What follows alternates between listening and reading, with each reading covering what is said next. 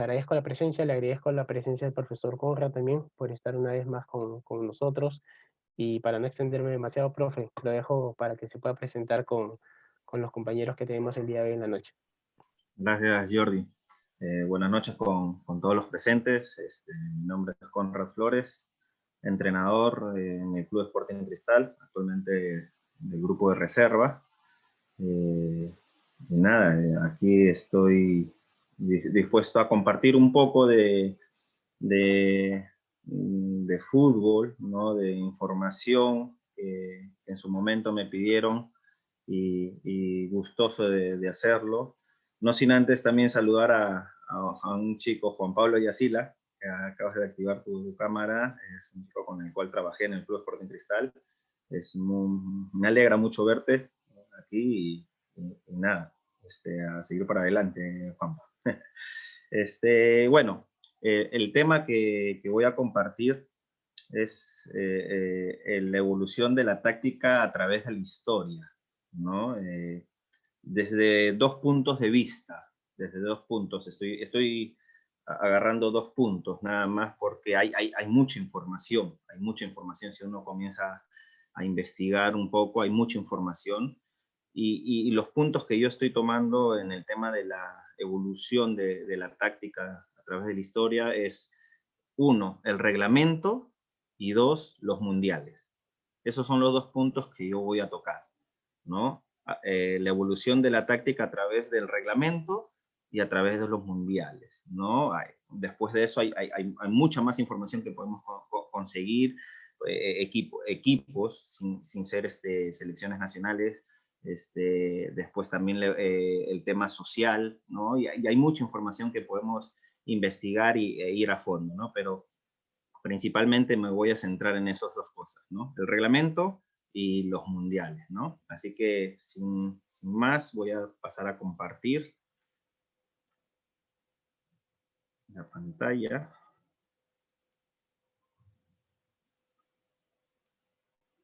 ¿Todos pueden verla? ¿Todos pueden visualizarla? Sí, profe. Listo. Listo. Ok. Entonces comenzamos, ¿no?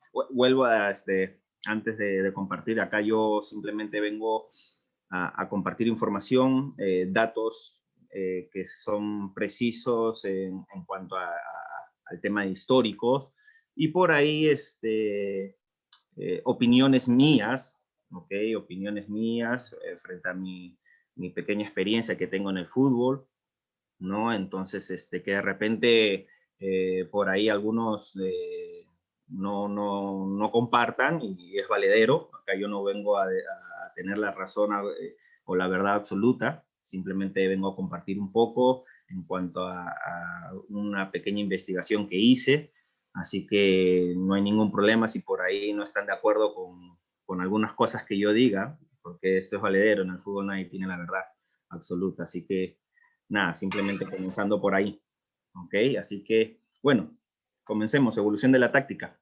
¿Qué es la táctica? ¿No? Proviene del griego táctique, que significa poner en orden las cosas, ¿no? Poner en orden las cosas. Hay una definición que me gustó de Teodorescu, un romano, en 1984, la define como la totalidad de las acciones individuales y colectivas de los jugadores de un equipo, organizadas y coordinadas racionalmente, que es muy interesante esa palabra, racionalmente, y de una forma unitaria en los límites de los reglamentos del juego y de la técnica deportiva con el fin de obtener la victoria. Si nosotros analizamos ahí toda esa frase, ¿okay? Que define lo que es la táctica, ahí está subrayado coordinadas racionalmente. ¿Por qué está subrayado? Porque tenemos que diferenciar en el tema de la táctica y la estrategia, ¿no? La estrategia es algo que se piensa y es previo a, ¿no? Previo a. O sea, es algo que, digamos, como entrenadores, como cuerpo técnico, nosotros evaluamos, ¿no? La participación de nuestro equipo, ya sea en una liga, ya sea un campeonato corto, ya sea un campeonato largo, el rival con el cual nos vamos a enfrentar. Entonces, nosotros planteamos una estrategia, y eso se piensa previo, ¿no? Ya, ¿cómo vamos a plantear los jugadores que tenemos, nuestra idea de juego, qué sé yo, ¿no? Entonces pensamos, ¿no? La calidad de jugadores que tenemos jugadores que tenemos extremos rápidos, que son muy buenos en el uno contra uno, y vamos analizando. Entonces planteamos nuestra estrategia, y eso es previo, y eso se entrena, ¿no?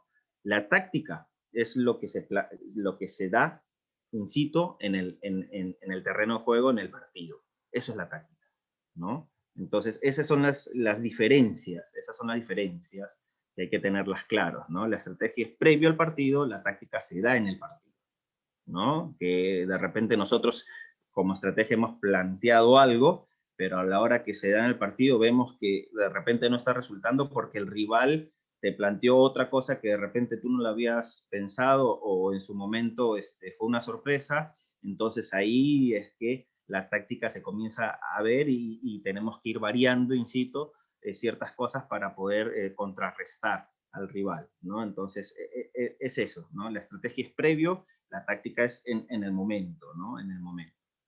Y bueno, lo siguiente es una frase que encontré, no encontré quién lo había eh, escrito o dicho, pero me parece interesante, ¿no? O sea, dice, son todas aquellas acciones de ataque y defensa que se pueden realizar para sorprender o contrarrestar a los adversarios en el transcurso del partido, mientras el balón esté en juego, ¿no? Justo lo que había mencionado anteriormente, ¿no? En el transcurso del juego, ¿no? Entonces la táctica se da en el transcurso del juego, en el partido. Entonces eso es para que tengamos un poco en claro en el tema de la táctica, ¿no? Así que, nada. La evolución. Se habla el tema del fútbol que comenzó en la China, y hay muchos planteamientos que dan, ¿no? Pero en Inglaterra se dio los reglamentos, ¿no? Se dio los reglamentos, eso por eso dicen que ahí es que se inicia, ¿no? Ahí es que se inicia. Pero claro, previo a ello, no había reglas, ¿no? No había reglas, no había límites como vemos ahí en esa gráfica, no había límites, no había líneas en el campo, solo habían dos porterías y se jugaba a lo que es el objetivo que siempre ha sido y que se mantiene hasta ahorita, ¿no? En anotar y que no te anoten, ¿no? A eso se jugaba, ¿no? Pero no había un orden específico, no había reglamentos, ¿no? Y dicen que la primera táctica en el fútbol fue el pase, ¿no? Fue el pase.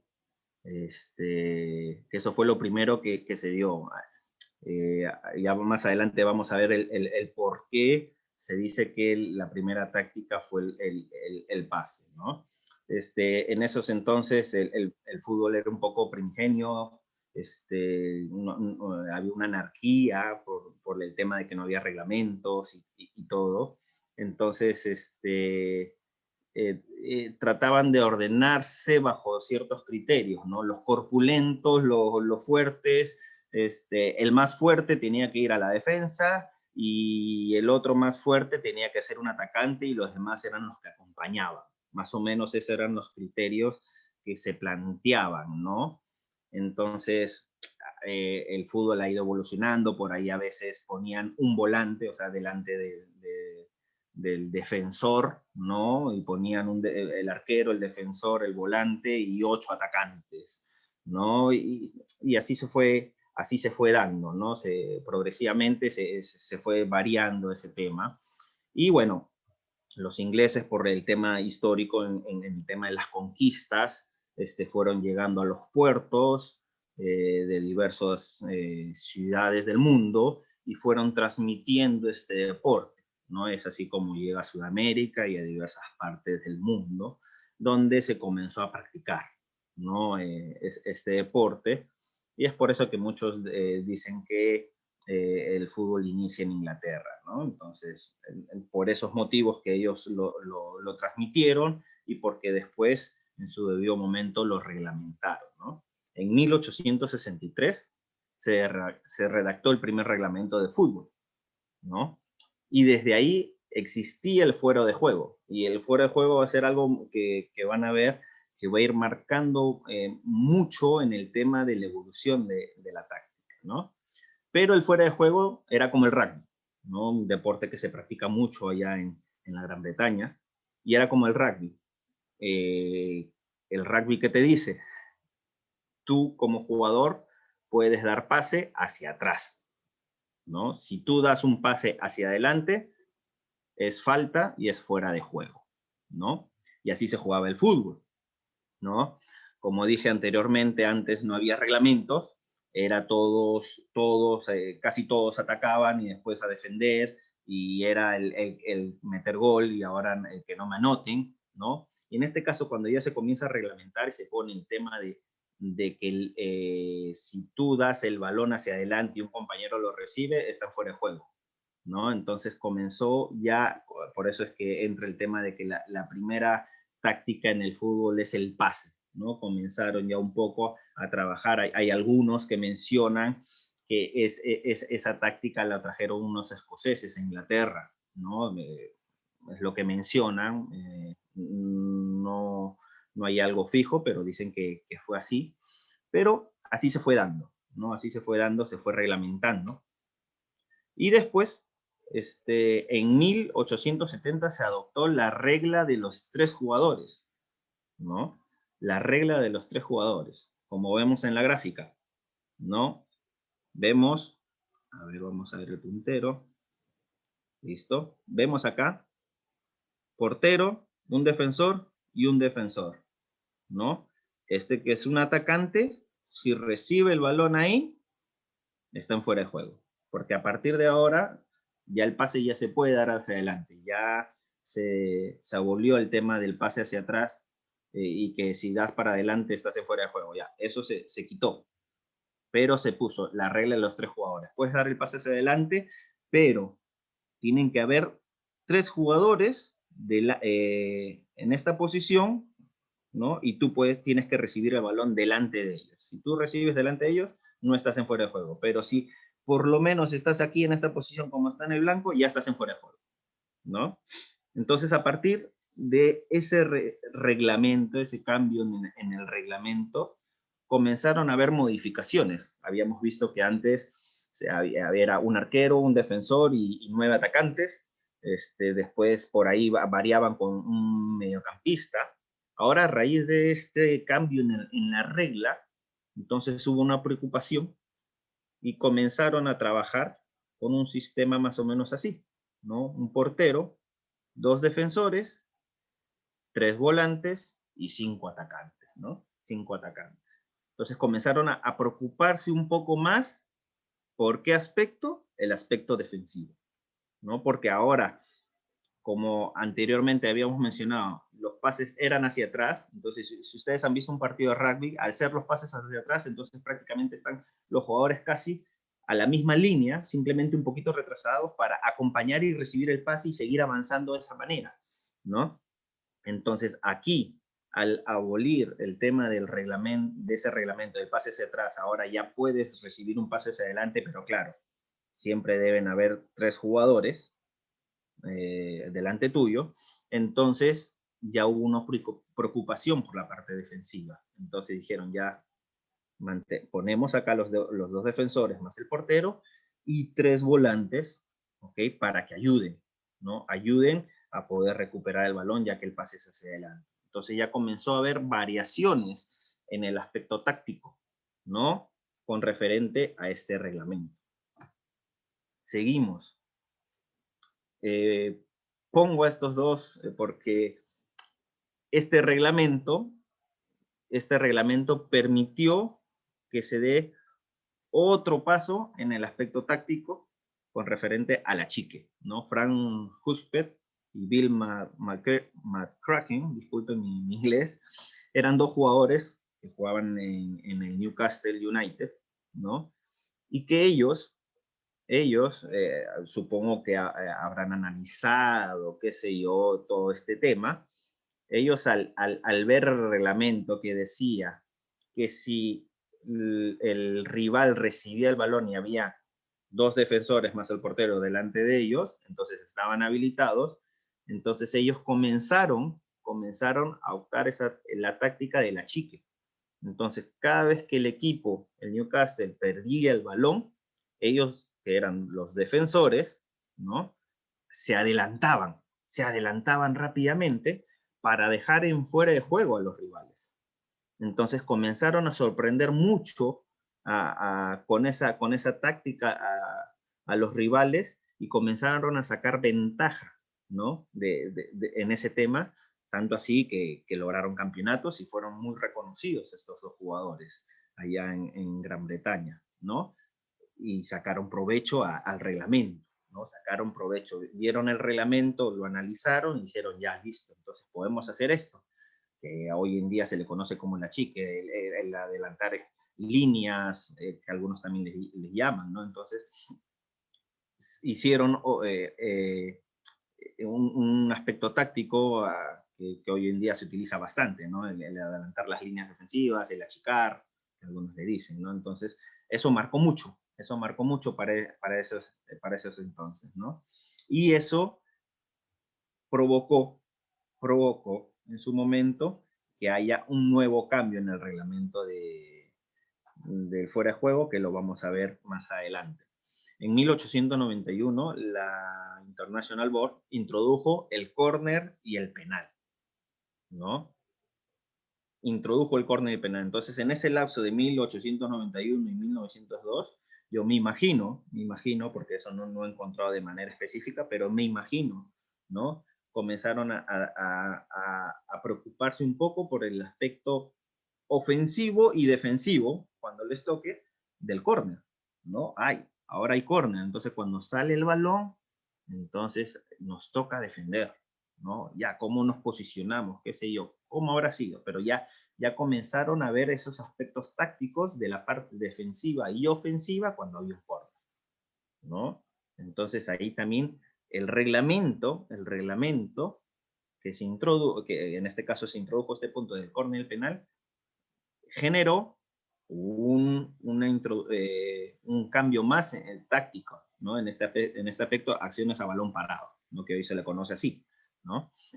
Hasta 1902 los penales se podían ejecutar desde cualquier posición sobre una línea recta situada a 11 metros de raya del gol. O sea, acá estaba el arco, se podía ejecutar aquí, donde yo deseaba, ¿no? Así era antes, ¿no? Donde el jugador deseaba, podía posicionar el balón y ejecutar el penal. En 1902, este año, se decidió poner un punto fijo, ¿no? Para ejecutar el penal, y así es que aparece el área penal y el área de meta, ¿no? En 1912 se impidió que los porteros cojan el balón con las manos fuera del área, ¿no? Otro cambio en el reglamento, ¿no? O sea, imagínense, anteriormente ya se había introducido el tema del área penal, el área de meta, pero el arquero podía salir de esa área y coger el balón como si nada, sin ningún problema. Ya en 1912 se prohibió eso, solo podía cogerla en su área. Otro cambio en el reglamento que generaba otro aspecto táctico, ¿no? Otro aspecto táctico que se podía empezar. Yo me imagino, eso vuelvo y repito, eso no lo he encontrado específicamente, pero yo me imagino que ya eso genera otro cambio en el aspecto táctico, al igual que este reglamento, ¿no? En 1920 se anuló el fuera de juego en los saques de banda, ¿no? Antes había fuera de juego en los saques de banda, ahora ya no. Entonces, otro aspecto a cambiar en aprovechar este reglamento. Ya, entonces ya no hay fuera de juego en los saques de banda, listo. Anda para allá que no hay fuera de juego, lanzamos el balón y adelante, prosigamos. Entonces, otro aspecto táctico basado en un cambio en el reglamento, ¿no? En 1925, aquí es donde regreso a lo que sucedió con estos jugadores ingleses, ¿no? Que ellos, aprovechando el reglamento, generaron esa táctica de la chique, el adelantamiento de las líneas. Y a raíz de ello, en 1925, se volvió a cambiar la regla del fuera de juego, la regla de los dos oponentes, ¿no? Ahí la gráfica está clara, ¿no? A diferencia del anterior, que tenías que estar acá para estar habilitado, ahora ya no. Ahora ya podías estar acá y estabas habilitado. Si estabas en esta posición, ya estabas en fuera de juego. Ya muy similar a lo que es hoy en día, ¿no? Ya muy similar, lo que se habla el penúltimo hombre, ¿no? Entonces ya se cambió, entonces eso generó, ese simple cambio, dense cuenta, ese simple cambio generó algo muy importante en el fútbol inglés, ¿no? Antes de ese cambio, o sea, en 1924, 1925, hubieron 4.700 goles en 1.848 partidos. Eso es dato estadístico.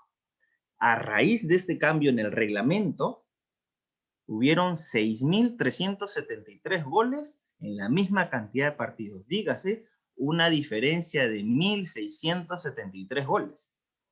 Entonces, este pequeño cambio en el reglamento generó que hubieran más goles. Hubieran más goles en los partidos, ¿no? 1.673 goles más que el año anterior. Es una suma muy grande, ¿no? ¿Y esto qué generó? Esto generó que se preocupen un poco más en qué aspecto táctico, en la parte defensiva. Es así que los equipos comenzaron a tomar precaución en la zona defensiva a raíz de esto y retrasaron un poco al medio centro, porque antes se jugaba con dos, retrasaron al medio centro entre los zagueros convirtiéndolo en un defensor central, ¿no? Y bueno, en ese entonces Chapman era un entrenador del Arsenal de Inglaterra, creó muy conocido, el WM, ¿no? Tres defensores, cuatro volantes en forma de cuadrado y tres atacantes, ¿no? El WM, muy conocido. Antes se utilizaba, y acá vemos en la pizarra, el 2-3-5, y acá prácticamente vemos un 3-2-2-3, ¿no? Entonces eso, de una u otra forma, había una precaución, una toma de precaución en el aspecto defensivo, ¿no? Ya se preocuparon un poco más a raíz de la cantidad de goles que se dio, que generó ese cambio en el reglamento. Un simple cambio en el reglamento generó eso, y eso trajo a que se modifiquen ciertas tácticas, ciertas estrategias por parte de los entrenadores, ¿no? De aquí le ponemos pausa al tema de los reglamentos y pasamos a los mundiales, ¿no? El Mundial de Suiza, 1905, no, antes de esto, sí, por ahí, disculpen. ¿Hay alguna pregunta hasta el momento? ¿Hay algo que por ahí alguien quiera decir con referente a lo dicho? En el chat no vemos consulta alguna, pero no sé si, a ver, tengo las cámaras, todos los que tienen la cámara activada, ahí Alexander, Julio, no sé si es que tuviesen alguna pregunta ahí, Juan, estamos mostrando un libro de los mundiales. Si es que no hay consulta alguna, podemos continuar. ¿Me confirman, señores? Espero unos momentitos. Me parece que no habría nada. Si es que alguien Listo, tiene alguna consulta, puede activar el audio. Si no, seguimos. listo, Seguimos, me seguimos. parece. Sí, profe. Listo, ok. Entonces, dejamos el reglamento y pasamos a los mundiales. El Mundial de Suiza, 1954, ¿no? Como dicen, ¿no? Para cada táctica hay una contratáctica, ¿no? Se puso muy de moda el WM y muchos países, muchos equipos comenzaron a utilizarlo, ¿no? Y para el Mundial de Suiza, ¿no? Hungría, más conocido como el equipo de oro, planteó algo diferente, ¿no? La WM antes era tres defensores, dos volantes más adelante y tres atacantes. Ellos retrasaron a uno más y formaron un 3-2-3-2. ¿A raíz de qué? ¿Esto qué les brindaba? ¿Qué les brindaba? Una mayor población en la mitad del campo, ¿no? Y tener más personas para poder no solamente recuperar el balón, sino también poder ir a acompañar en el ataque a los atacantes, pero principalmente era una población acá, había una superioridad numérica de un 5 contra 4 prácticamente, ¿no? Si los equipos normalmente los equipos utilizaban en ese entonces el WM, entonces acá en la volante habían 4 jugadores, con habían 5 jugadores y había una superioridad numérica, ¿no? Fuera de ello, era un equipo que jugaba muy bien. Lo poco que he leído de ellos, hablan muy bien de este equipo, de un juego muy bueno, ¿no? Fuera del sistema táctico que utilizaban. Lamentablemente en la final se les veía, muchos decían que era el país que se iba a campeonar en ese mundial. Lamentablemente en la final se enfrentaron a Alemania Federal y perdieron por 3-2, ¿no? Entonces, pero marcaron huella por sus formas de jugar y por esa contratáctica a lo que usualmente se venía utilizando, ¿no? El WM, en este caso ellos lo cambiaron, ¿no? Por así decirlo, un MM, ¿no? O un WW, ¿no? Dependiendo de cómo tú veas la pizarra, ¿no? Y cómo lo coloques. Entonces, y poblaron un poco más la parte de volantes para ayudar en la parte defensiva, ¿no? De ahí pasamos al Mundial de Suecia 1958, ¿no? Donde Brasil campeonó, ¿no? Igual a lo que vimos de Hungría, ¿no? Utilizando una contratáctica con el WM, aquí también, ¿no?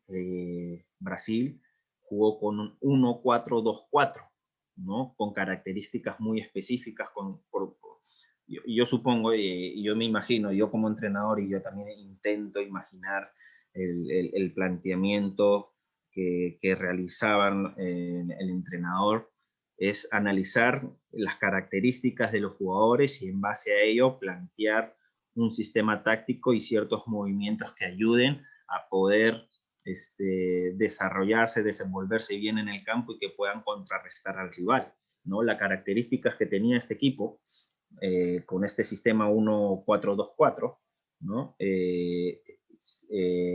Tenían normalmente, ahorita los nombres no los tengo muy bien, ¿ok?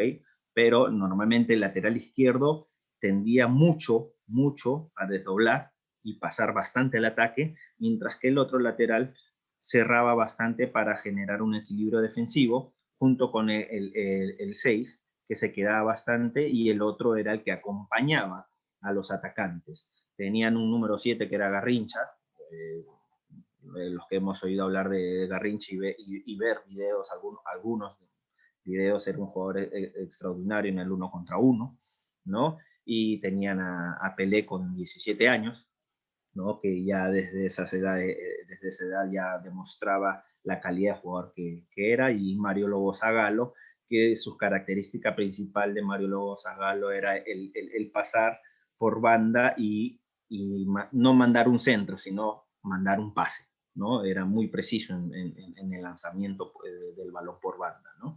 Entonces, con esas características, yo supongo, imagino, no es algo a ciencia cierta, pero imagino que el entrenador, al ver las características de los jugadores, planteó este sistema táctico en el campo que le dio resultado en el Mundial, ¿no? En un torneo que, bueno, corto, por así decirlo, ¿no? A diferencia de una liga, ¿no? Entonces le dio resultado este planteamiento por las características específicas que tenían los jugadores, ¿no? Entonces cuando tenían el balón, se sumaba el carrilero por banda, se sumaba un volante y prácticamente había un equilibrio defensivo con 3 jugadores más un volante, ¿no? Y pasaban prácticamente 6 al ataque, con características específicas ya mencionadas, ¿no?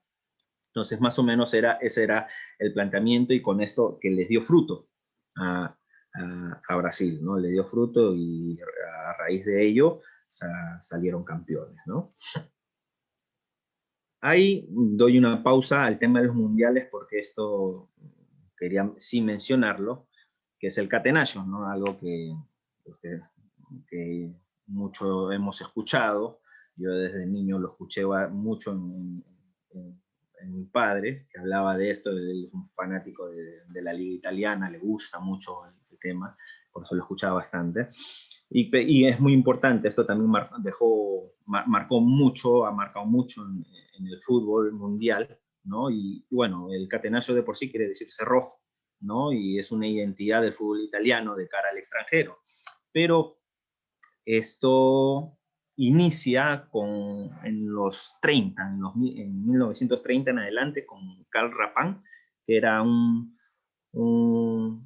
entrenador-jugador, era un entrenador-jugador, ¿no? Era sueco, él era, no, perdón, bien, discúlpenme, era austriaco, era de nacionalidad austriaca, que militaba en Suiza, ¿no? Y él era un entrenador-jugador, hoy en día casi no, prácticamente eso ya no se da, ¿no? Aunque hace poco escuché que lo realizaba el Loco Abreu, ¿no? Que él era entrenador y jugador a la vez, ¿no? Y que en muchos de sus partidos le resultó la decisión de meterse él como jugador, ¿no? Pero bueno, ese es algo anecdótico. Y bueno, Karl Rappan, al ser entrenador jugador, era allá en la liga suiza, pertenecía a un equipo que se llama Servette FC, ¿no? Y era un equipo que normalmente militaba de mitad de tabla para abajo, ¿no? Y que tenía jugadores no tan buenos, por así decirlo. Entonces él, bajo su análisis del tipo de jugadores y del equipo que normalmente era, que siempre estaban de mitad de tabla para abajo, pensó, supongo yo, y dijo, ¿cómo puedo hacer para poder sobresalir y poder campeonar, ¿no? Con este equipo, ¿no?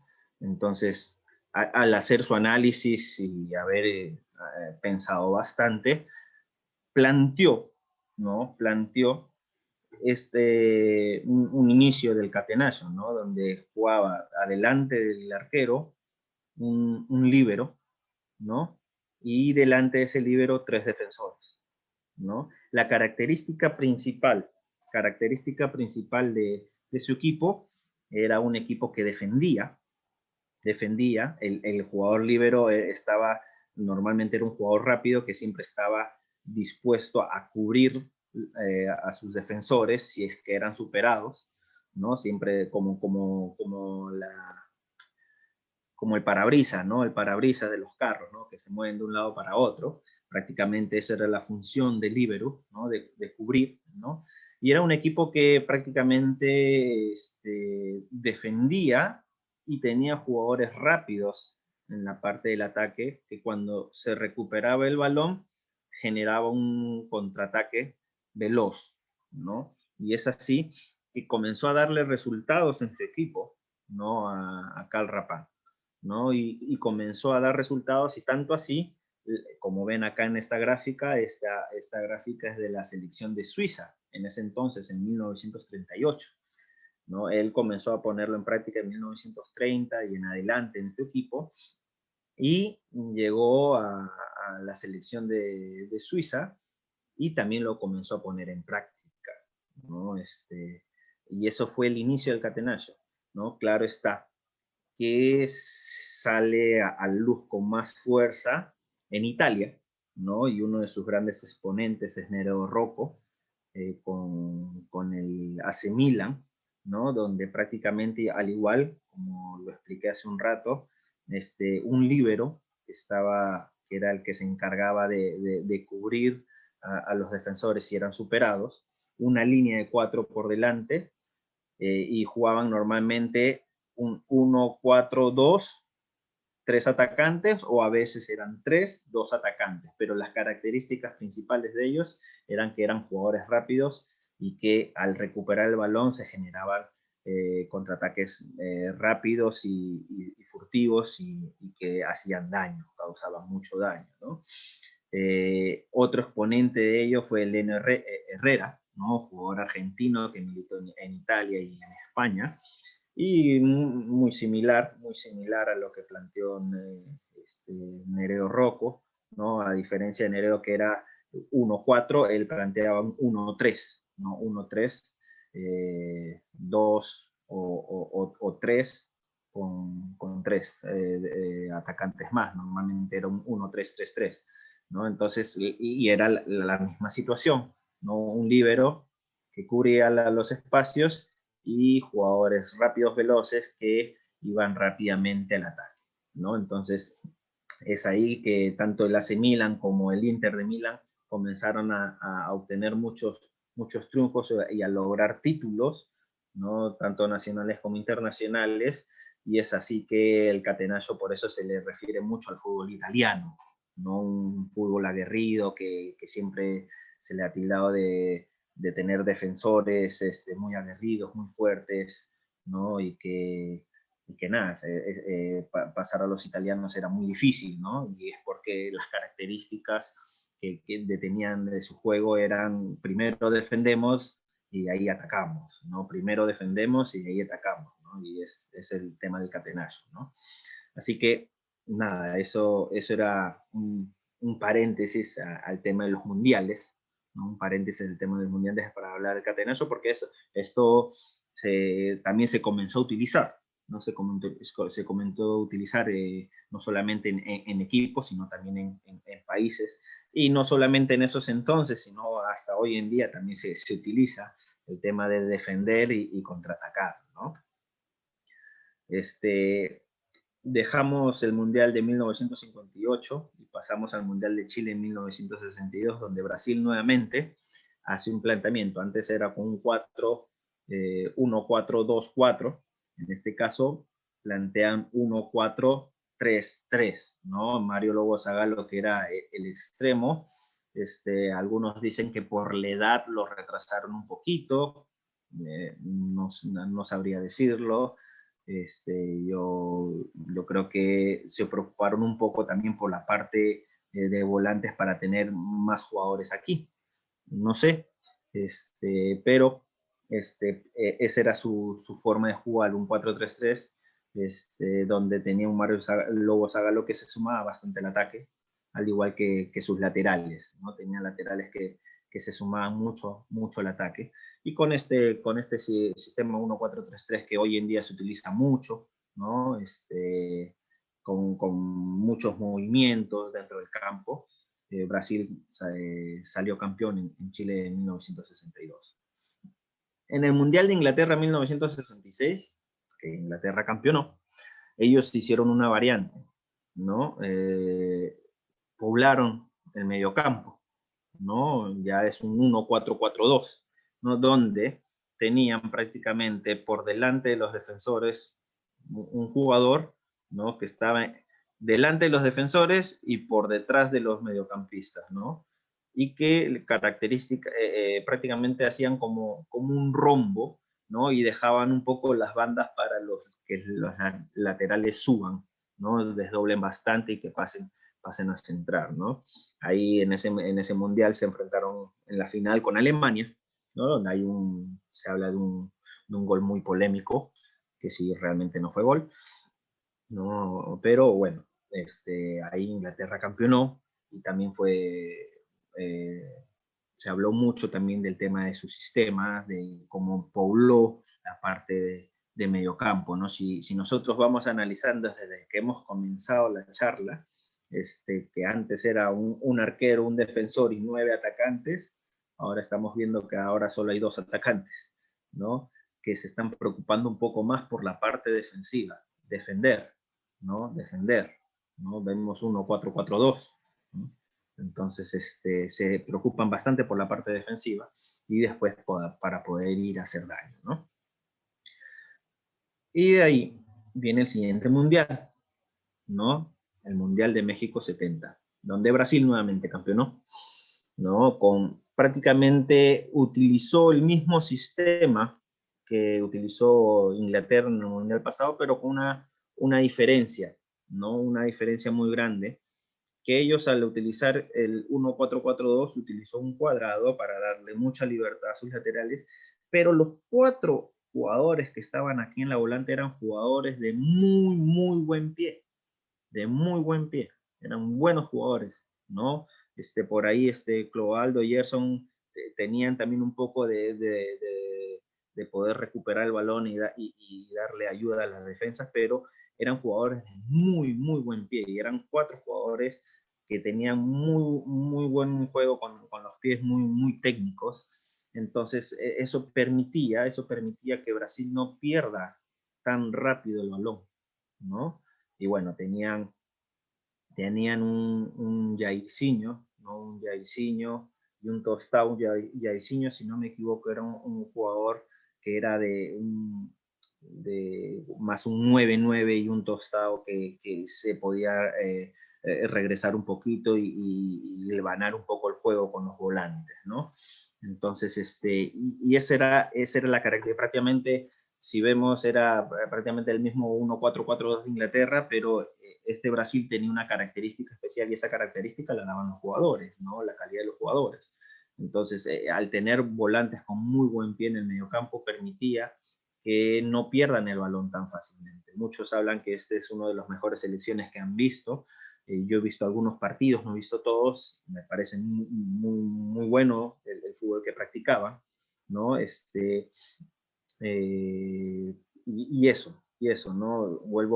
Recalco mucho el tema de los jugadores, porque de manera particular, y es bajo mi punto de vista, yo siento que uno como entrenador es lo primero que tiene que ver con qué jugadores cuenta, ¿no? Cuáles son las características de los jugadores, y en base a ello plantear, ¿no? Las estrategias para que se vean plasmados en las tácticas a la hora de jugar, ¿no? Y en este caso el entrenador vio que esos 4 volantes, creo yo, ¿no? Me imagino, trato de imaginar, volantes con muy buen pie, entonces los junto para que puedan tener la posesión del balón y no perdamos el balón tan rápido. Y bueno, tenían un Pelé en su madurez, ¿no? Y que cuando tenía el balón en los pies destrozaba a cualquiera, ¿no? Entonces, era una gran selección este equipo, ¿no? Así que ahí vuelvo, se hace una población de la mitad del campo, pero con jugadores que tenían una exquisitez técnica, ¿no? Que hacían que el equipo pueda tener el balón sin perderla tan fácilmente, y poder crear zozobra en las defensas rivales, ¿no? De ahí viene el Mundial de Alemania 1974, ¿no? Donde se habla del fútbol total, Rinus Michel, ¿no? Con la naranja mecánica, Holanda, ¿no? Se dice, ellos en el campo se paraban con 1-4-3-3, pero prácticamente había mucha movilidad de sus jugadores, ¿no? Hay un video que conseguí, que es de 8 minutos, pero lo ha cortado un poco, y lo voy a poner, ¿no? Para que lo vean y para que escuchen, ¿no? Para que ustedes mismos saquen sus propias conclusiones y escuchen un poco la narración de la persona que ha hecho el video.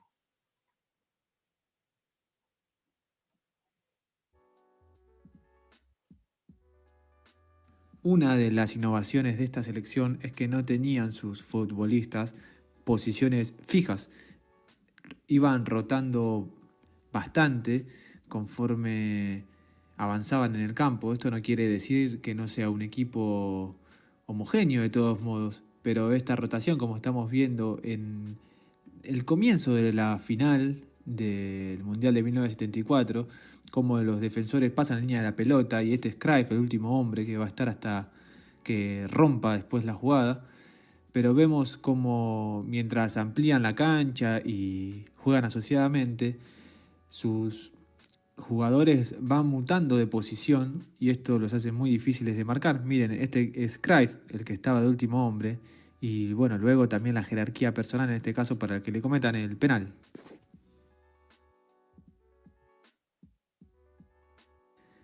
Un aspecto muy interesante también es la defensa en alto, la defensa muy adelantada, muy lejana de su arquero.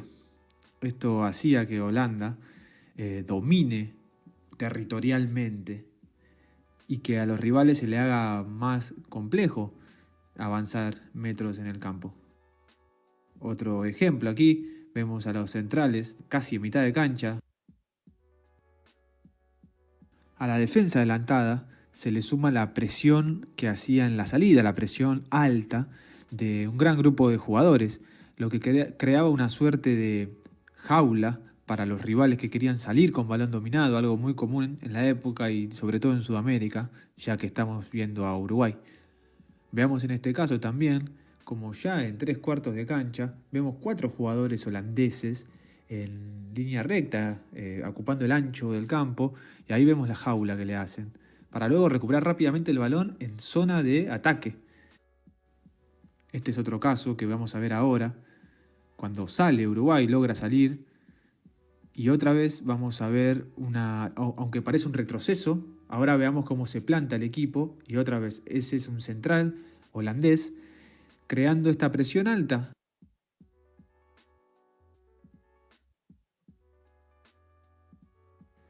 Esta es una presión que se llama la manada de lobos, que al jugador poseedor de la pelota le salían locamente 6 jugadores o 7 holandeses.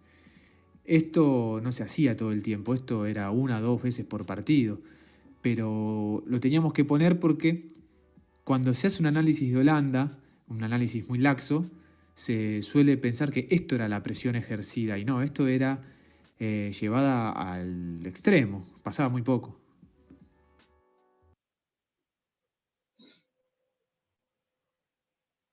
Como vieron ahí en el video, ¿no?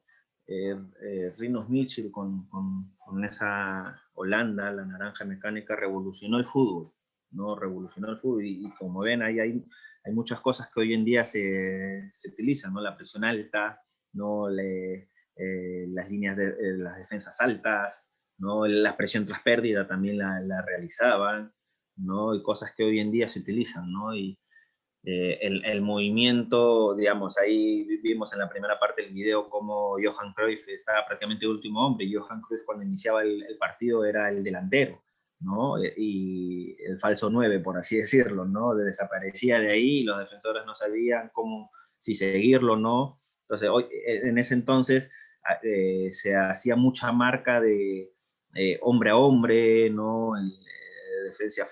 La defensa era bien férrea, así que habíamos hablado del catenaccio.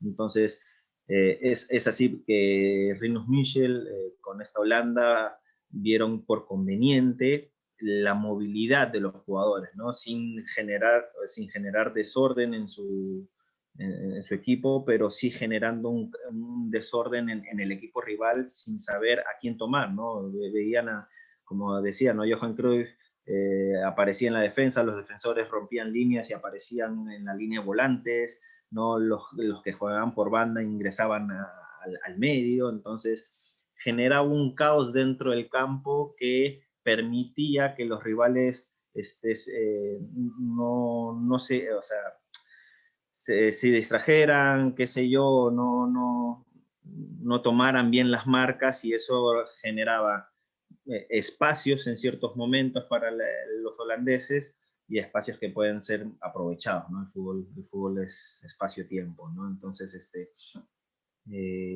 nada, ahí el fútbol total que se le llamó a ese equipo generó muchos cambios que hoy en día se utilizan, ¿no? De hecho que la dinámica es mucho mayor a la que vimos en el video, ¿no? Pero marcó un antes y un después, creo yo, ¿no? En muchos aspectos tácticos, ¿no?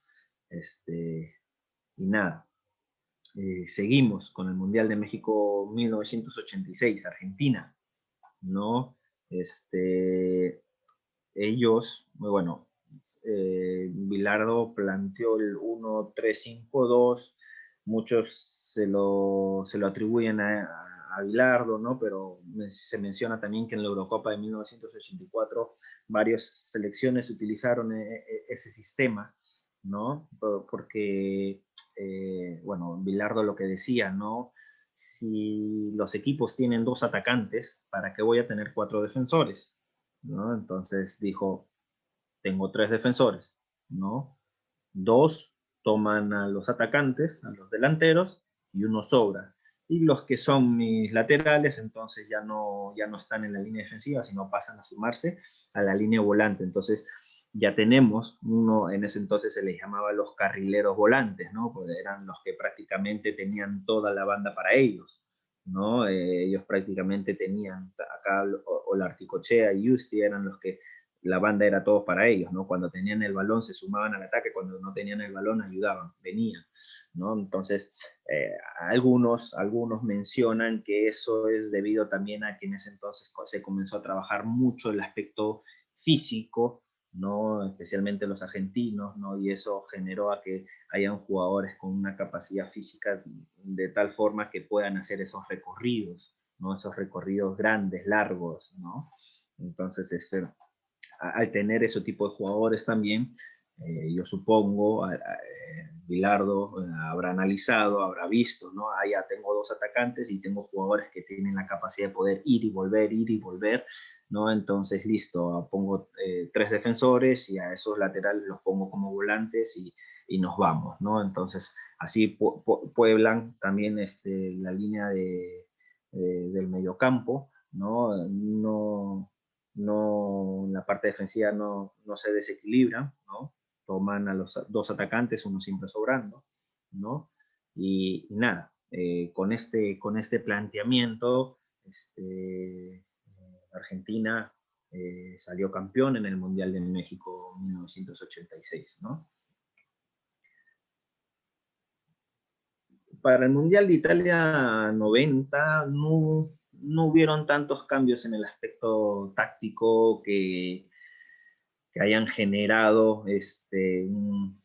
¿no?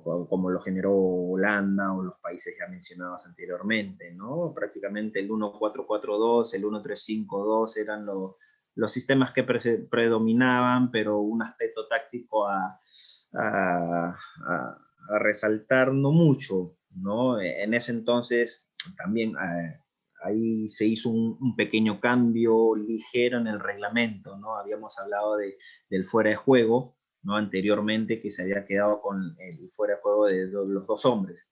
Ya, aquí le agregaron que el defensor también podía estar a la misma altura, ¿no? Mejor dicho, perdón, el atacante podía estar a la misma altura del defensor y podría estar habilitado, ¿no? Lo que hoy en día es el fuera de juego, ¿no? Entonces eso le dio también un pequeño giro al reglamento y un aprovechamiento por parte de los atacantes en ese aspecto, ¿no? Entonces, de aquí en adelante, en los mundiales, en el aspecto táctico, no hubieron muchas cosas que resaltar, ¿no? Muchas cosas que resaltar, por eso, bajo mi perspectiva, de repente ustedes sí lo ven así, ¿okay? Bajo mi perspectiva no hay mucha cosa que resaltar, por eso me voy de frente al Mundial de Sudáfrica 2010, donde España campeonó, ¿no? Su posicionamiento inicial en el campo era el 1-4-3-3, pero el aspecto táctico que predominaba en este España campeón era la posesión del balón y la presión tras pérdida, ¿no? Y claro, ellos estaban muy influenciados por en ese entonces el Barcelona de Pep Guardiola, ¿no? Que lo ganó todo, ¿no? Y esta selección estaba muy influenciada por ellos, ¿no? Por ese equipo, ¿no? Entonces prácticamente tenía la médula o la columna vertebral de ese Barcelona, ¿no? Con Gerard Piqué, Busquets, Iniesta, Xavi, Puyol, ¿no? Que prácticamente era la columna vertebral del Barcelona y de España, ¿no? Y bueno, el resto de jugadores, un Xavi Alonso con un buen pie, Capdevila, lateral izquierdo, Sergio Ramos,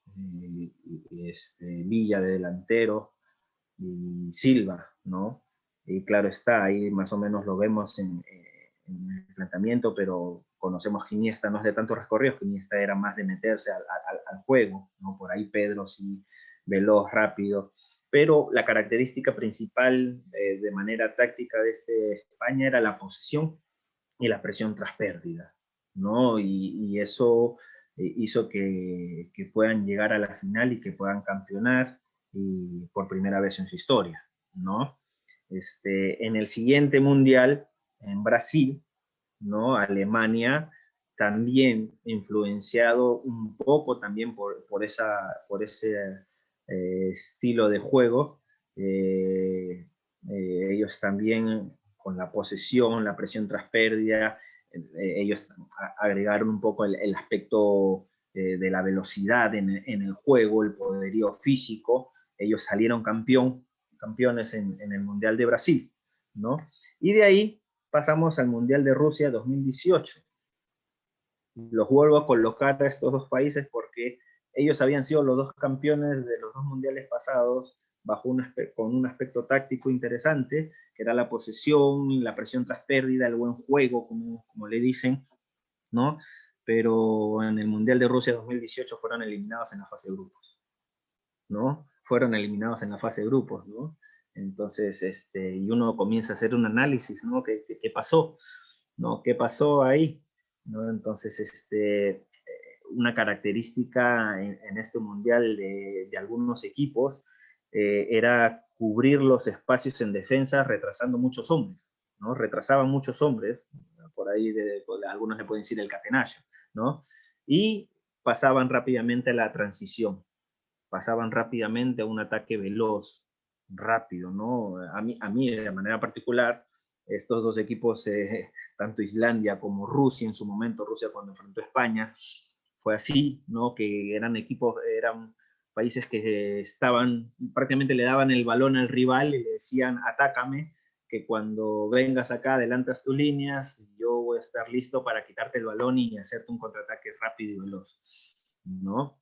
Entonces, bueno, en este mundial campeonó, lo sabemos, Francia, siendo un país que tenía por momentos la capacidad de poder tener la posesión del balón, de manejar un buen juego, juego rápido, pero por momentos también era un equipo que te daba el balón y no tenían ningún problema de irse atrás, esperarte atrás porque tenían jugadores rápidos y veloces, uno de ellos es Mbappé, que en contraataques eran fulminantes, ¿no?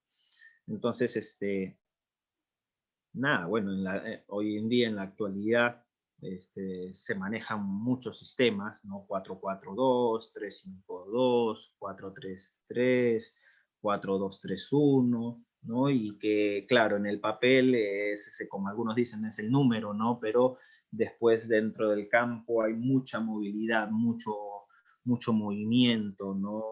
En el esquema táctico, ¿no? Bajo lo trabajado por los cuerpos técnicos y viendo la idea de juego que tienen, ¿no? Y también las características de los jugadores con los cuales se tienen, ¿no? Hoy en día se ve mucho el tema del salir jugando, ¿no? Hoy en día se ve mucho ese tema, ese aspecto táctico, la posesión, ¿no? También se ve bastante, hay muchos equipos que hacen y pregonan también el tema de la posesión, mientras que hay otros equipos que, como lo habíamos mencionado, que sucedió en el Mundial de Rusia, que ellos no se preocupan mucho por la posesión, ellos te pueden dar el balón y contraatacarte, ¿no? La presión tras pérdida, hoy en día también se trabaja mucho eso, ¿no? Y como vemos, esas características también las realizaron la Holanda de Rinus Michel, ¿no? Por eso digo que generó un antes y un después, ¿no? La presión alta, ¿no? También, tanto en un inicio de juego, ¿no? Y podemos seguir nombrando, ¿no? Muchos aspectos tácticos, pero esas son las cosas que se ven hoy en día, ¿no? Así que, nada, eso es un poco el repaso de la evolución de la táctica a través de la historia, desde el punto de vista del reglamento y de los mundiales, ¿no? Vuelvo y repito, hay mucho más material, hay mucho más por profundizar, llámese por los equipos o por el aspecto sociológico, y hay mucho por dar. Yo de manera,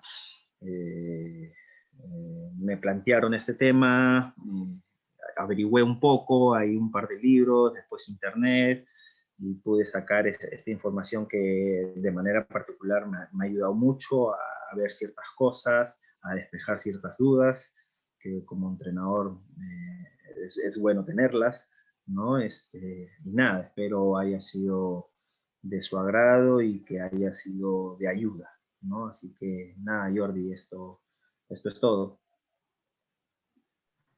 Muchas gracias, profesor Conrad. Gracias por la conferencia, por la información compartida el día de hoy. Cositas que como, bueno, al menos desde mi parte, que tuve en algún momento como jugador, no había visto nunca, que por ahí algunos movimientos este, relacionaba o he podido ver en algunos partidos. Eh, hay, a ver, no hay consultas en el chat, pero quien tenga alguna consulta puede levantar la mano si es que tiene la cámara activada, lo estoy viendo, o puede escribir en el WhatsApp, perdón, en el chat, que tiene Carlos Galdós, levantó la manito.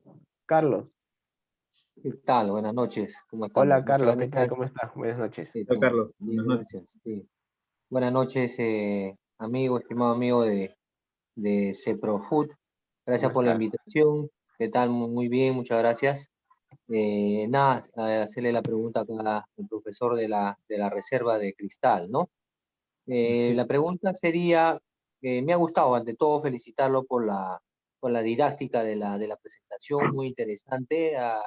Los datos nos ha ayudado a recordar lo que hemos estudiado en la carrera de director técnico. Entonces, siempre es bueno recordar y hay veces, como uno dice, recordar es volver a vivir, ¿no? Y volver a entender de repente algunas cositas que por ahí no estaban bien. La pregunta va, profesor, más que una pregunta, quisiera que él nos comentara cómo trabaja la táctica en la reserva de Cristal, cómo trabaja los sistemas puntualmente, cómo los trabaja una semana uno, o cómo yo quisiera que él nos explicara más acerca. Muchas gracias. Ya, a ver, Carlos, buenas noches.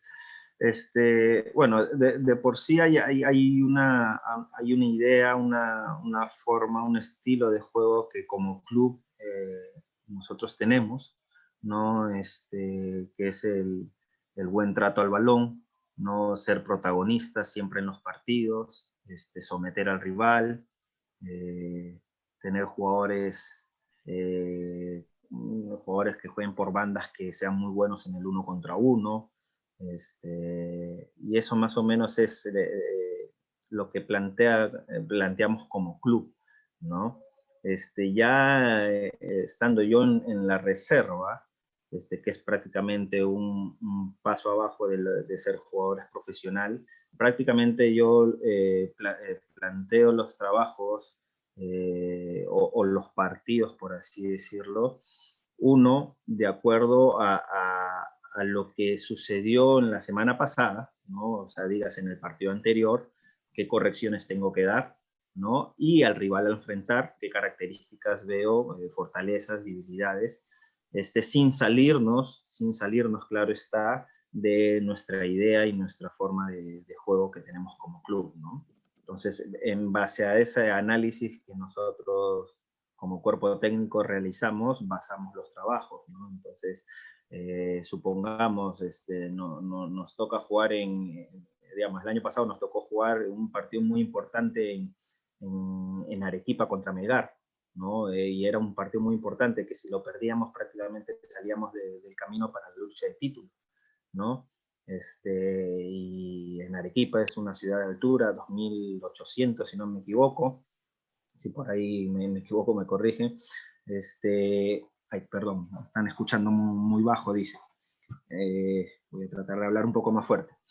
Entonces, el partido se planteó tratando de resolver lo más que se pueda el partido en el primer tiempo, ¿no?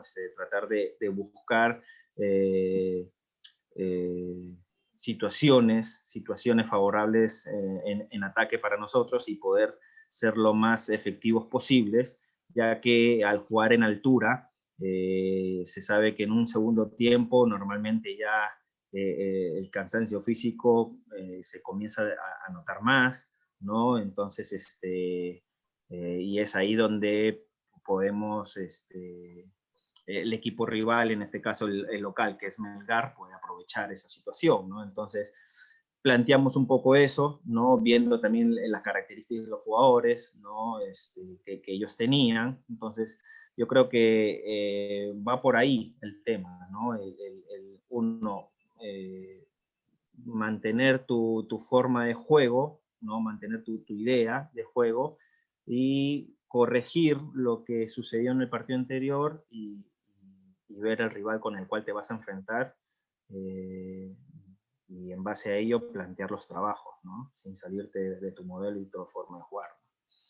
No sé, espero haya sido la respuesta que esperaba Carlos. Sí, sí, profesor Conrad.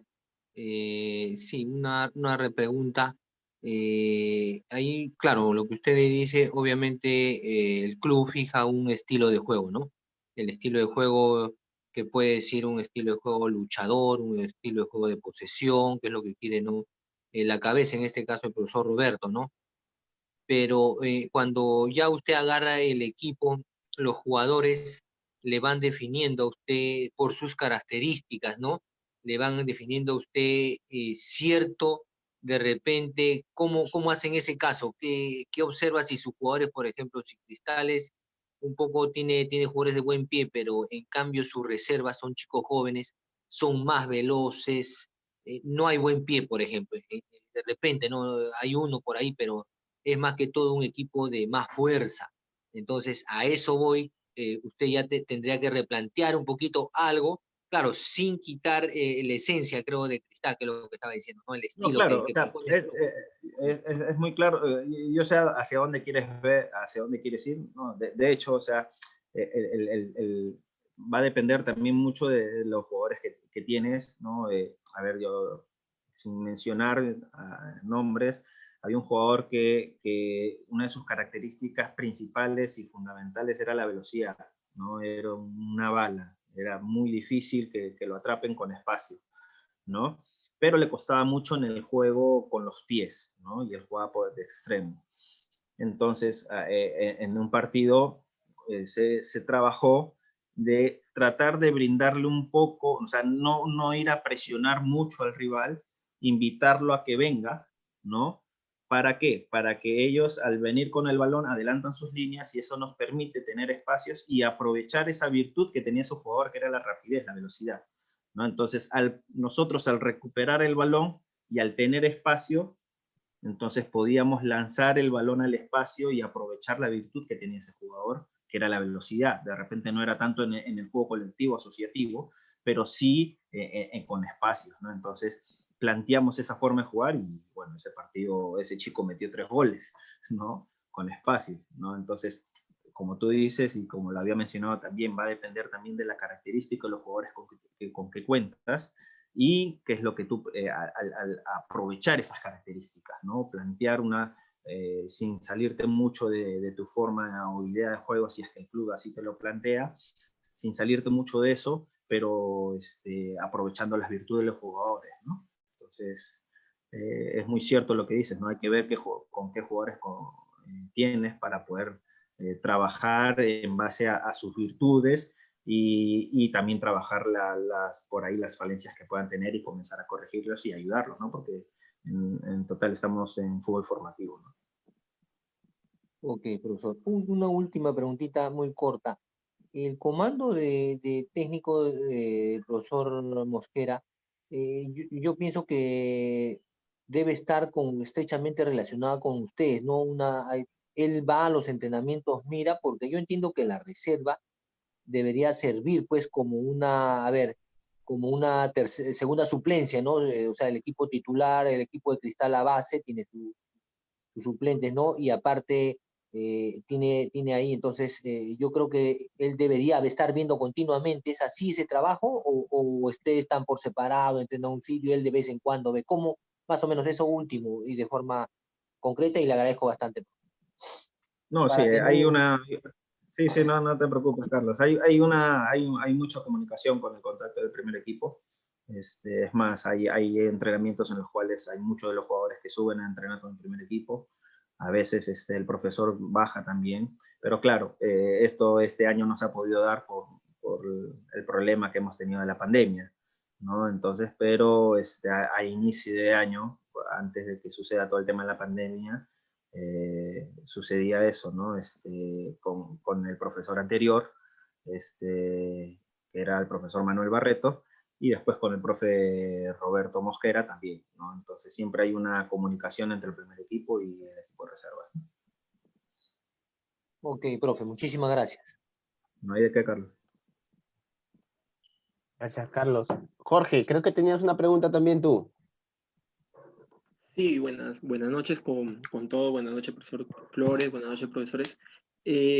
Más que consulta, era un tema que de repente no se tocó mucho y que creo que en la actualidad, bueno, ya desde hace algunos años se viene implantando en muchos equipos en todos los niveles, que es el juego de posición, ojo, de posición, más no de posesión. A veces se suele confundir o se suele pensar que es lo mismo.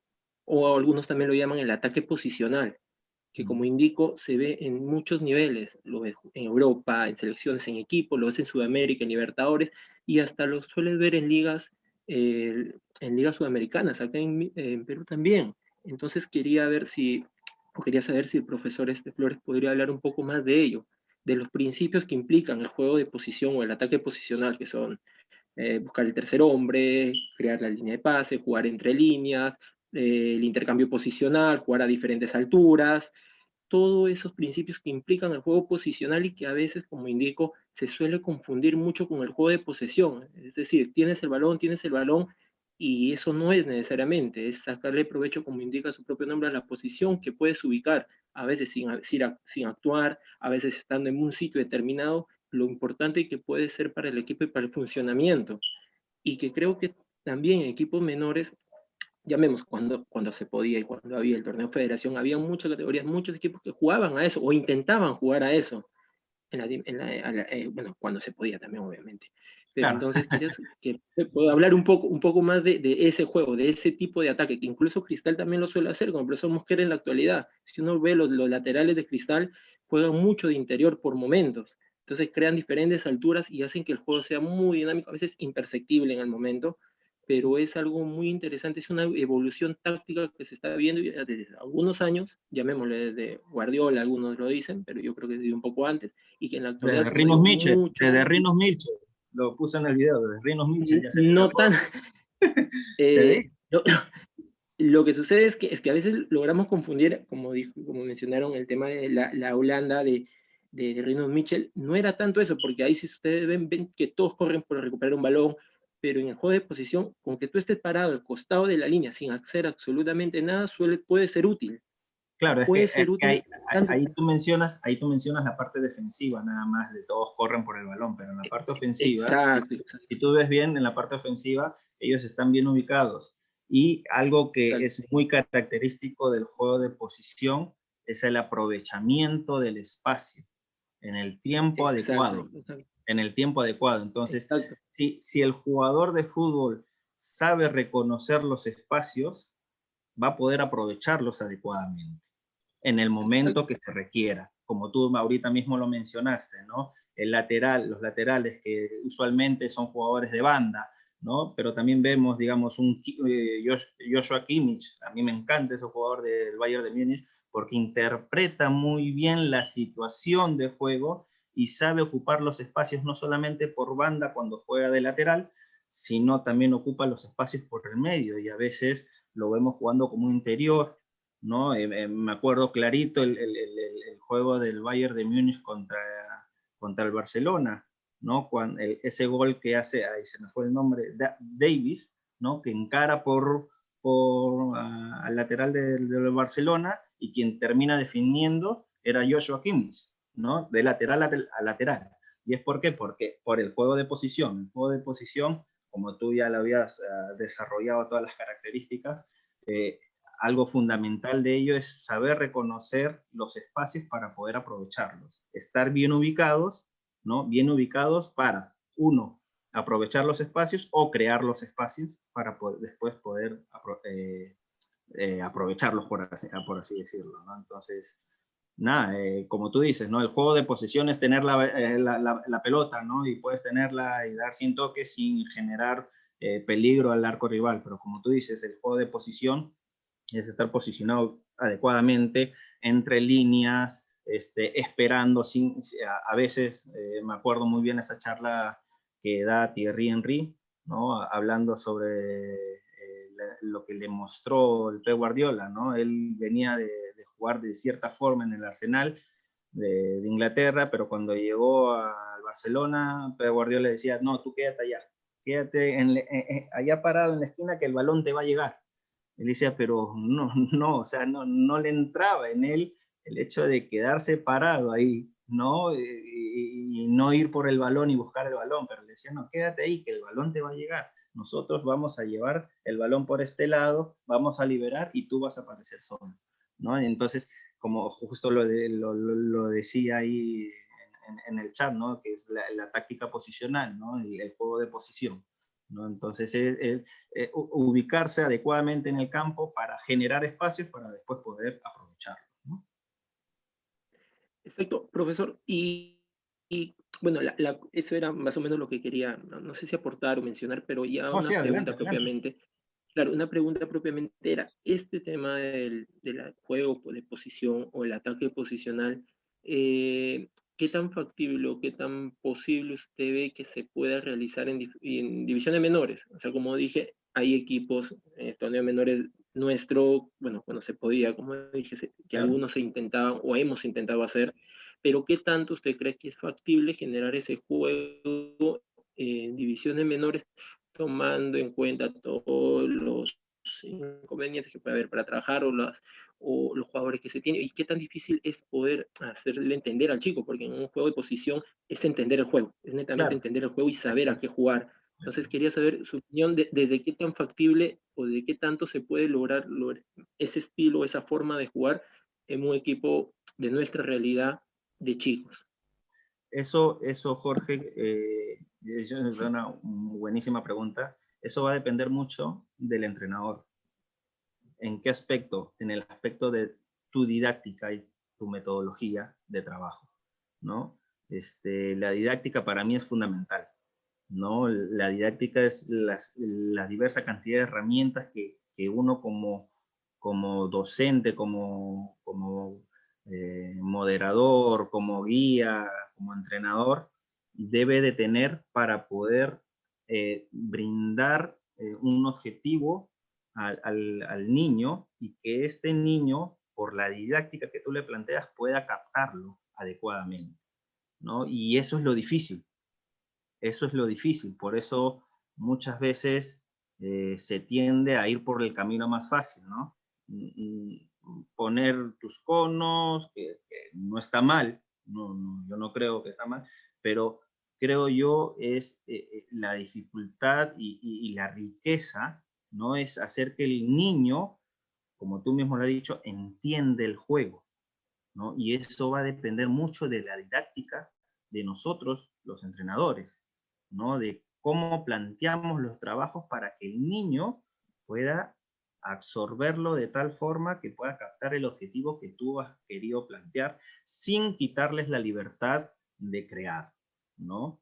Entonces, es ahí la dificultad, ¿no? Es ahí la dificultad y por eso que muchas veces no se toma ese camino, ¿no? Porque lamentablemente a veces, y yo también lo digo en su momento, queríamos hacerlo lo más fácil posible, lo más rápido para nosotros y hacíamos lo mínimo indispensable, ¿no? Entonces, para mí, de manera particular, esta es el juego de posición es muy enriquecedor para el niño, ¿no? Pero claro, va a depender mucho del entrenador, ¿no? De su metodología, su didáctica, ¿no? De enseñarle el fútbol, ¿no? Los conceptos y todo ello, a entender el fútbol, ¿no? Como hace un rato lo dije, para mí el fútbol es espacio-tiempo. Enseñarles al niño que él pueda entender eso, ¿no? Que él pueda entender ese tema. Y si él capta rápidamente ese, va a poder desarrollarse con total normalidad y creo yo con muy buenas herramientas para poder desenvolverse como un jugador profesional. ¿no? Entonces, yo creo de manera particular, es mi opinión, que de repente algunos no compartan, pero va a depender mucho de nosotros los entrenadores y va a depender mucho de nuestra didáctica y cómo le llegamos al niño, ¿no? Listo, profesor. Muchas gracias por, por resolver las consultas y realmente muy interesante la conferencia y todo lo que se está brindando. Muchas gracias. No, gracias a ti, Jorge. Gracias, Jorge. Había una consulta más, me parece, de Juan Muñoz. No sé si es que sí es por acá, Juan.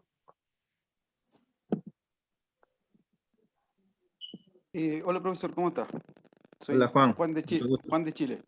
No, te gusto. Profe, un gusto mío. Felicitarlo por la exponencia, muy buena. Profe, no sé si lo habló, pero tuve problemas de conexión acá y quería hablar si me podía comentar un poquito, la final de la Champions, que el Bayern jugó con un 1-4-2-4. No sé si lo comentó. No, no lo comenté porque, como había planteado en un inicio, el tema iba más A los mundiales. a la evolución del fútbol bajo el punto de las reglas y los mundiales, ¿no? Por eso Ah, no ya, lo perfecto. comenté mucho, sí. Ya mi consulta es un poquito, independiente de los jugadores que tenga el Bayern y todo, pero Claro, el sistema que ellos utilizaron le ayudó un poco a salir campeones de la Champions, que ellos jugaron 1-4-2-4 con respectivamente 4 delanteros. claro. Sí, eran prácticamente 4 delanteros con un lateral, era Davi, si no me equivoco, el lateral izquierdo, que se sumaba mucho al ataque, ¿no? Al igual que Kimmich, que prácticamente por momentos tú lo veías por banda o por momentos lo Sí, veías en la parte central acompañando a Thiago y a veces pisando el área rival, ¿no? Había mucho movimiento por parte de Joshua Kimmich, ¿no? Y sí, o sea, como digo, como es lo que yo creo, ¿no?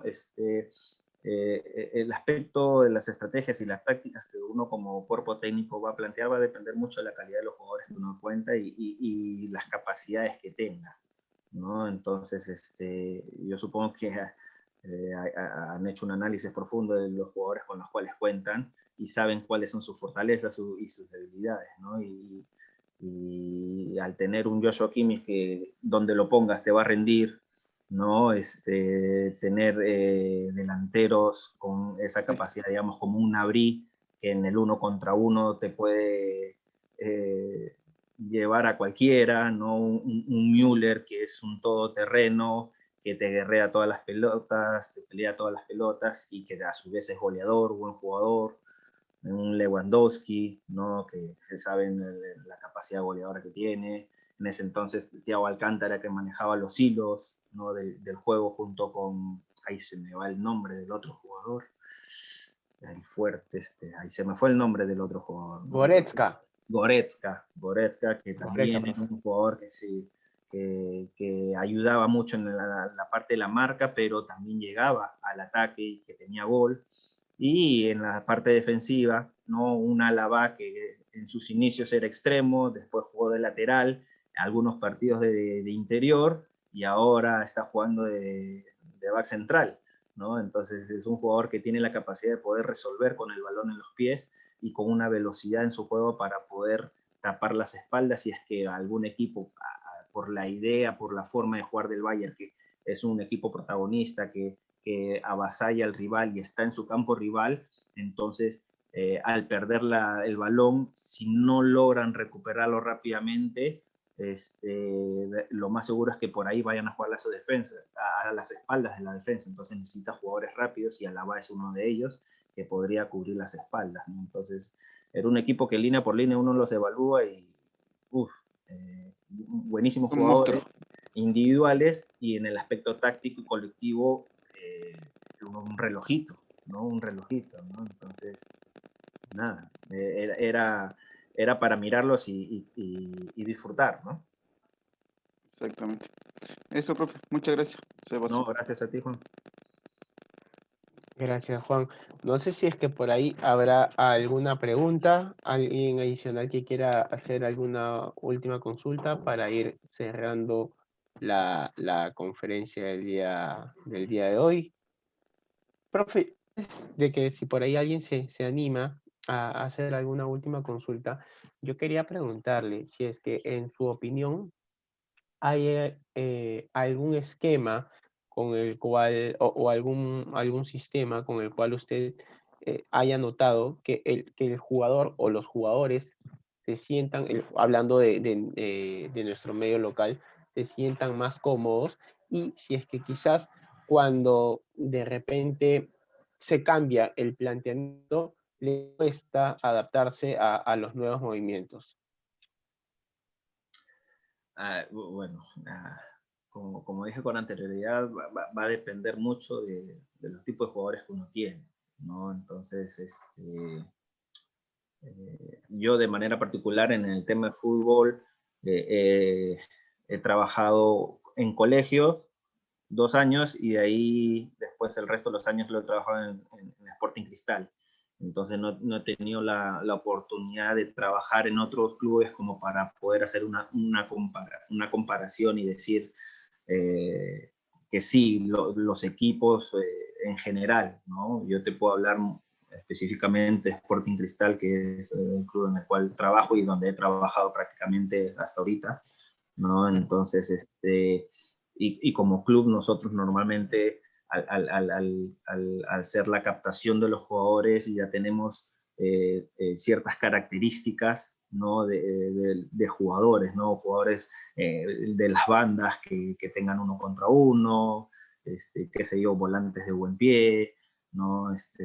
Defensores que también sean muy buenos en el uno contra uno. Entonces, y normalmente nosotros, nuestro sistema o el número, por así decirlo, que planteamos es un 4-3-3 que en el partido muchas veces se convierte en un 3-2-5, ¿no? Un 2-2-6 por momentos, porque como club en menores solemos normalmente tener el protagonismo y estar prácticamente jugando en el campo rival, ¿no? Son pocos los equipos que normalmente hacen que nosotros retrocedamos un poco las líneas, ¿no?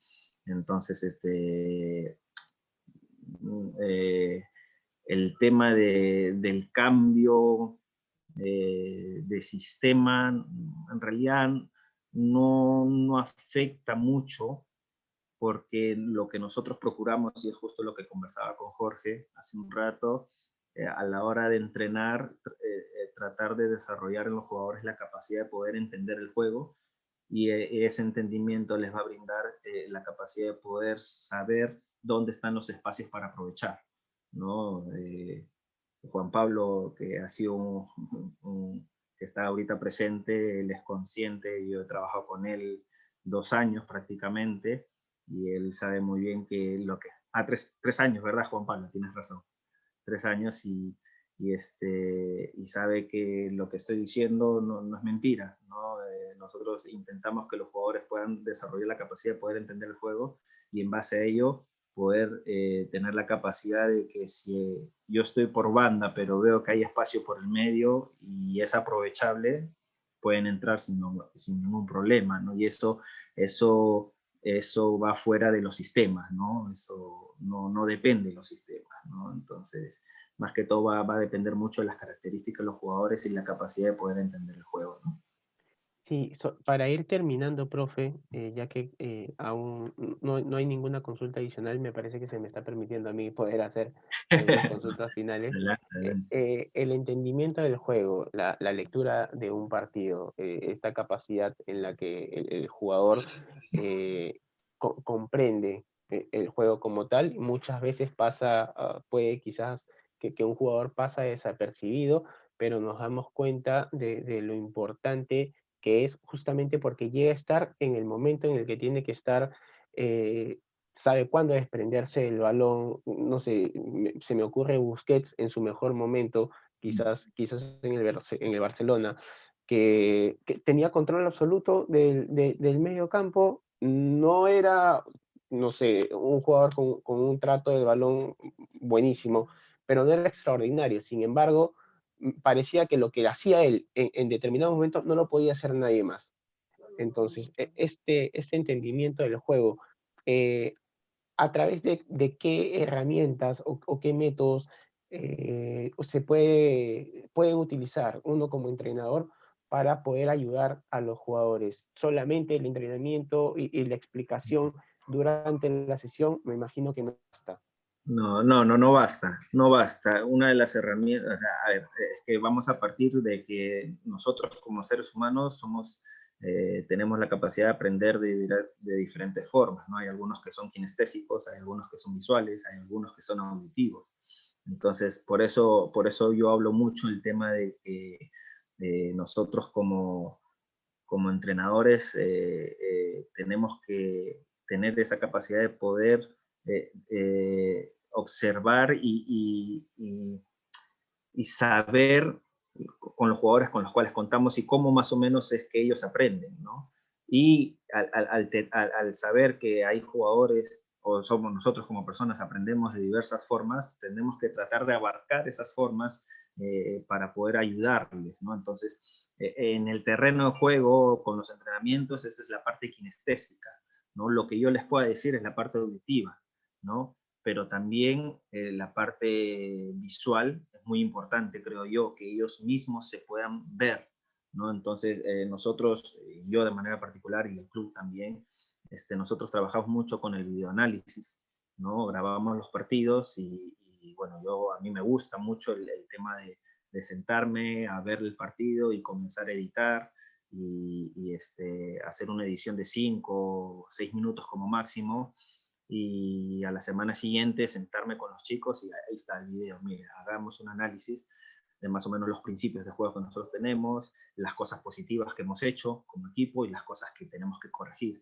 y que ellos se visualicen, ¿no? Y bueno, hoy en día el club trabaja con una herramienta que se llama Y Scout, ¿no? Entonces ahí con el Y Scout nos facilita poder bajar rápidamente videos individuales de los jugadores, ¿no? Y poder hacérselos llegar, ¿no? De manera individual vía WhatsApp, ¿no? O también ahí en el mismo club, y que ellos se puedan visualizar, ¿no? Y eso ayuda mucho a que no solamente lo que uno le esté diciendo y que simplemente lo escuchen, sino que ellos también se vean, ¿no? Y puedan decir, tiene razón, ¿no? Entonces ya te comienzan a creer, ¿no? Ya comienzan a creerte, ¿no? Entonces eso ayuda y es una muy buena herramienta, ¿no? El tema que los jugadores se puedan visualizar.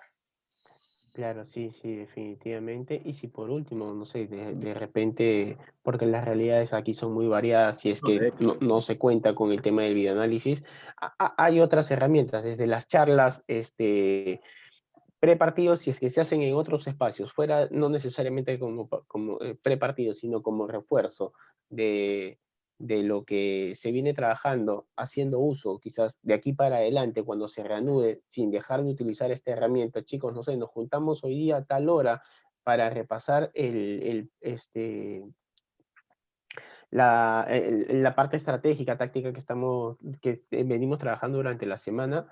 Genial, no desvincularse de esto que hemos aprendido a usar, porque me parece que o sea, si es que por el tiempo no se pueden juntar a todos los chicos en una sala o en la casa del profesor para hacer el repaso, me parece que utilizando esto, hay la herramienta del Tactical Pad también, si es que no me equivoco, para poder ayudarse. O sea, las opciones son variadas, pero sí me parece importante que justamente para entender el juego, que es algo que normalmente, o sea, que no todos, por así decirlo, lo tienen desarrollado, sería importante forzarlo mediante el aprendizaje, tal cual una clase.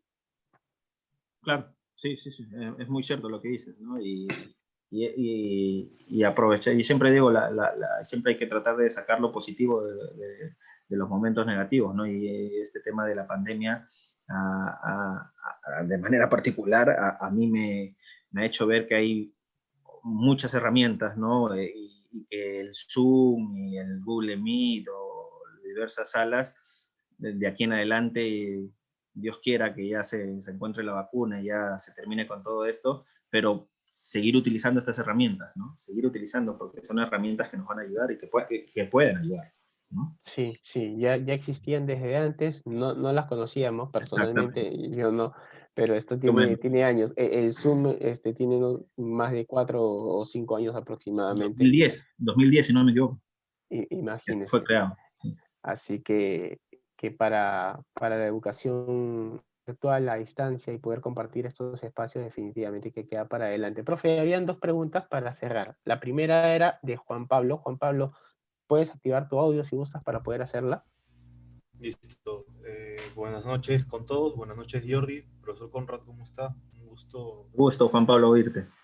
nuevamente después de mucho tiempo. Mi pregunta es la siguiente.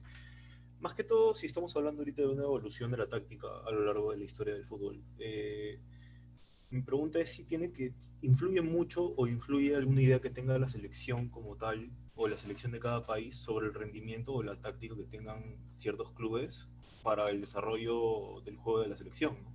Porque me imagino yo, viendo el desarrollo, ¿no?, que tuvieron Alemania y que tuvieron España en los mundiales que fueron campeones, influyó mucho desde el juego que tenían en la liga. Y eso se contagia. O quiero saber yo si es que la selección pide algo en específico o básicamente es de lo que ellos recogen de todos los clubes y lo llevan, y de a eso es que plantean una táctica para la selección en sí. Bueno, no te podría decir a ciencia cierta cómo es que se manejan ahí en España, en Alemania, ¿no? Te podría decir. De hecho, que hay hubo una influencia por parte de manera particular, y es mi opinión, ¿no? Una influencia por parte del Barcelona hacia la selección española, y yo creo que sí, ¿no? Como lo dije ahí en la exposición, la columna vertebral de Barcelona jugaba en la selección, y cuando tú veías jugar a la selección de España era un símil al Barcelona, ¿no? Y muy similar a lo que pasó con Alemania, ¿no? El Bayern de Múnich. Son casualidades, no sé si son casualidades o no. En ese entonces el Pep Guardiola también estaba en el Bayern de Múnich, influenció el Bayern de Múnich más o menos su forma de jugar muy similar a la selección de Alemania, ¿no? Entonces, en ese aspecto sí hay como que una influencia por parte de los equipos que marcaron época en esos momentos con la selección del país, ¿no? Entonces sí, yo creo que hubo una influencia. Aquí en el Perú no veo eso. No veo eso. Yo veo una idea por parte de la selección, y cuando uno comienza a ver la liga peruana es muy diferente, ¿no? Es muy diferente. Entonces, no hay una concordancia, ¿no? No hay una concordancia. Así que, nada, eso va a depender mucho también de quién esté al mando de la selección, ¿no? Y su idea, su forma de ver el fútbol, ¿no? Y la calidad de jugadores o, o la cantidad de jugadores que también tengan, ¿no? Hay países que tienen muchos jugadores, ¿no? Y hay de muy buen nivel, como hay otros países que los tienen contados, ¿no? Entonces, va a depender mucho de eso, ¿no? Del análisis que haga el comando técnico y nada, es eso. Creo yo, bajo mi opinión. Muchas gracias. No, de nada, Juan. Gracias, Juan Pablo. Profe, la última consulta era de Víctor López sobre si es que piensa usted que en las etapas formativas se utiliza más el conductismo o el cognitivismo. Muy buena pregunta. Bueno, yo siento de manera particular, y es mi opinión, que aquí en el Perú se utiliza mucho el conductismo, ¿no? Se utiliza mucho el conductismo. Entonces, yo creo que eh, es que también va a depender mucho de las edades con las cuales uno trabaja, ¿no? Va a depender mucho de las edades con las que uno trabaja. El, el conductismo va un poco por el mando directo, ¿no? Entonces, donde el que tiene el entrenamiento es el que pone las normas, rige las reglas, y los jugadores tienen que ligarse a ello, ¿no? Y no irse ni para un lado ni para el otro, ¿no? El cognitivismo va un poco para lo que uno quiere, lo que uno hemos estado hablando, ¿no? El hecho de que el jugador pueda razonar, pensar, tener esa libertad de poder crear y de poder darse cuenta, ¿no? Entonces, yo de manera particular, hay partes del entrenamiento donde creo que es necesario ser conductista, ¿no? Tener un mando directo, ¿no? Y hay otras partes del entrenamiento donde tenemos que ir por el aspecto cognitivista, ¿no? De hacerlo, el que el jugador pueda él mismo desarrollar su capacidad de pensar, ¿no? Con las estrategias que uno le plantee, los trabajos que uno le plantee, ¿no? Entonces, yo creo que si sabemos balancear ambas cosas, podemos ayudar al jugador, ¿no? O sea, ni que todo sea conductismo, ni que todo sea cognitivista, ¿no? Yo creo que debe haber un balance, bajo mi opinión, ¿no? Que debe haber un balance y con ese saber balancear ese tema vamos a poder ayudar al niño a poder desarrollarse, ¿no? Es mi opinión, ¿no? Genial, profe. Muchísimas gracias. Gracias a todos, de verdad, por acompañarnos el día de hoy. Gracias, profesor Conrad, por compartir con nosotros este espacio, el trabajo y el tiempo que se tomó para poder realizar la presentación. Muchísimas gracias.